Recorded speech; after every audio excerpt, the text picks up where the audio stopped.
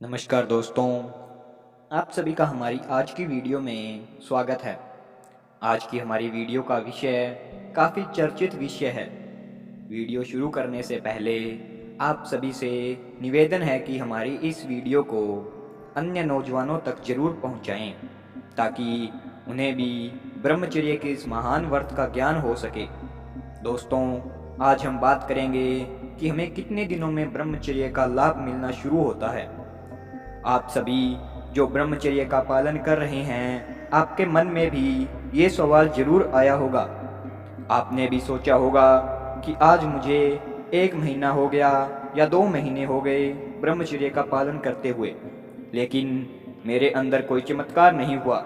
दोस्तों, सबसे बड़ी गलती ही हमारी यह है कि हमने ब्रह्मचर्य की परिभाषा ही बदल दी है। हमने सिर्फ वीर्य को रोकने को ही ब्रह्मचर्य का नाम दे दिया है, जो कि गलत है। ब्रह्मचर्य में सिर्फ एक इंद्रिय पर काबू नहीं किया जाता, बल्कि सभी इंद्रियों व मन को संयम में रखा जाना चाहिए। आजकल हमारा हाल भी ऐसा ही है। हम लोग जैसे तैसे वीर्य को तो 1 महीने तक रोक लेते हैं, लेकिन हमारे मन में हर वक्त वासना से जुड़े हुए ही ख्याल चलते रहते हैं, जिस कारण से आपने वीर्य को तो जरूर बचा लिया होगा, लेकिन उसके अंदर की जो ऊर्जा थी वो तो आपने अपने विचारों में नष्ट कर दी। अब तो सिर्फ नाम मात्र का ही वीर्य बच जाता है। ब्रह्मचर्य का अर्थ आपको शारीरिक व मानसिक रूप से पवित्र करना है। केवल वीर्य बचाना ही ब्रह्मचर्य नहीं है, बल्कि यह तो ब्रह्मचर्य का एक हिस्सा है, जिसमें आपको अपनी जन्नेंद्रियों पर संयम रखना सीखना होता है।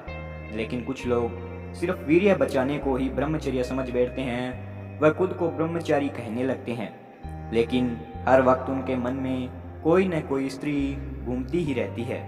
कुछ लोग तो पोर्न तक देखते हैं और बोलते हैं कि हमने वीर्य को बाहर नहीं निकाला, इसलिए हमारा ब्रह्मचर्य का संकल्प नहीं टूटा।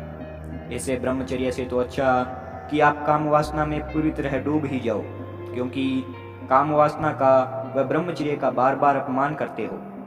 हमें एक तरफ तो हो जाना चाहिए, न तो हम ब्रह्मचर्य के संकल्प को सही से पूरा करते हैं व पोर्न देखते हैं, न ही काम वासना का मजा उठाते हैं।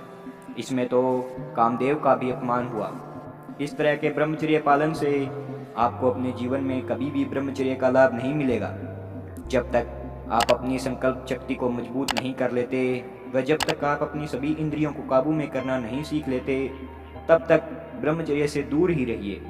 मुश्किल से आपने 1 महीने वीर्य को रोका होगा, जिसमें से 4-5 बार आपको स्वप्न दोष हो गया, वह आपने लगभग 10 बार पोर्न फिल्में देख ली, तो आप कहाँ से ब्रह्मचारी हुए। उसके बाद आपको लगता है कि आप 2 महीने ब्रह्मचर्य का पालन करके विवेकानंद बन जाएंगे। दोस्तों, ऐसा कुछ नहीं होता। उन्हें भी लगभग 4 से 5 साल लग गए थे अपनी सभी इंद्रियों पर काबू करने में, लेकिन उन्होंने कभी ब्रह्मचर्य को अपने स्वार्थ के लिए या वीर्य बचाने के लिए नहीं किया था। उन्होंने भारत को विश्व गुरु बनाने के लिए यह किया था। इसलिए हमारा कहना यहाँ ये है कि पहले आप संपूर्ण रूप से ब्रह्मचारी बनिए तो सही, फिर आपको लाभ मिलेंगे। और अगर आपकी संकल्प शक्ति कमज़ोर है तो आपको ज़रूरी नहीं है कि आप सीधा ही 1 साल का ब्रह्मचर्य का संकल्प ले लें व अगले दिन ही उसे तोड़ दें। इस तरह करने से वह हर बार अपने संकल्प को तोड़ने से आपकी संकल्प शक्ति कमज़ोर होती रहती है। जैसे किसी व्यक्ति की वजन उठाने की क्षमता सिर्फ 20 किलो है, वह आपने सीधा ही उस पर 100 किलो का वजन डाल दिया, तो जाहिर सी बात है कि उसे शारीरिक रूप से हानि ही होगी। लेकिन अगर रोजाना वजन 1-1 किलो करके बढ़ाया जाए, तो ये भी संभव है कि वो अपनी वजन उठाने की क्षमता को 200 किलो तक ले जाए। ठीक वैसे ही छोटे छोटे संकल्प लीजिए व उन्हें पूरा करने के बाद ही आगे संकल्प लीजिए, जिससे कि आपकी संकल्प शक्ति मजबूत होगी व आपका आत्मविश्वास बढ़ेगा तथा आप ब्रह्मचर्य का पालन भी कर पाएंगे। दोस्तों, मेरी बात का विश्वास कीजिए कि अगर आपने संपूर्ण ब्रह्मचारी बनकर 1 महीना भी निकाल दिया, तो आपके अंदर ऐसी ऊर्जा बनने लगेगी जिससे कि आप कुछ अभूतपूर्व कार्य कर सकते हैं। तो दोस्तों, आज की वीडियो में बस इतना ही। मिलते हैं अगली वीडियो में। धन्यवाद।